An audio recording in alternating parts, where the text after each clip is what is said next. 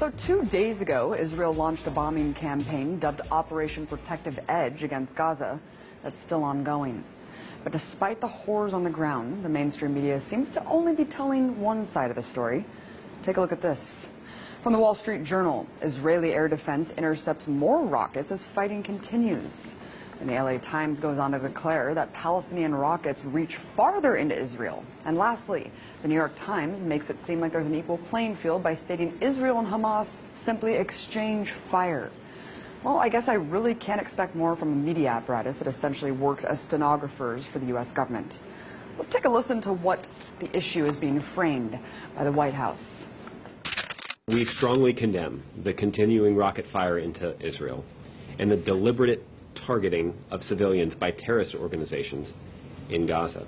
No country can accept rocket fire aimed at civilians, and we support Israel's right to defend itself against these vicious attacks.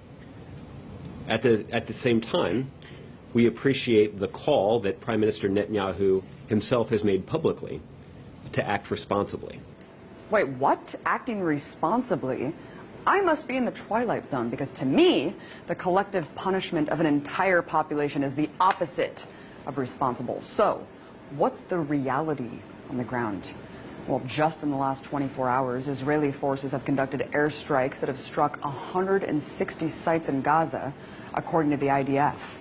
In total, 550 sites have been bombed. And considering the fact that Gaza is one of the most densely populated places on Earth, with over 1 million inhabitants, any aerial strike conducted in the region almost certainly means civilian deaths.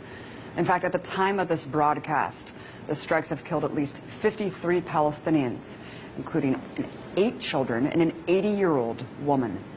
According to the Palestinian Minister of Public Works and Housing, at least 50 homes have been destroyed so far and 1,700 damaged. So when the IDF talks about hitting, quote, Hamas targets, remember that Hamas is the democratically elected leadership of Gaza, which could mean any government building or social services for Palestinians. So while the U.S. government can go on and on about Israel's right to defend itself, take heed of the increasing death toll in Gaza and the fact that no Israelis have yet died as a result of Hamas rockets. Look, I denounce deadly force on both sides. But it's important to not frame this as a cycle of violence that's equal. One is the colonizer oppressor, the other, the colonized oppressed. As IDF General's son Miko Piled said just yesterday on the show, there are 2 choices for Palestinians in occupied territories: to completely surrender or resist.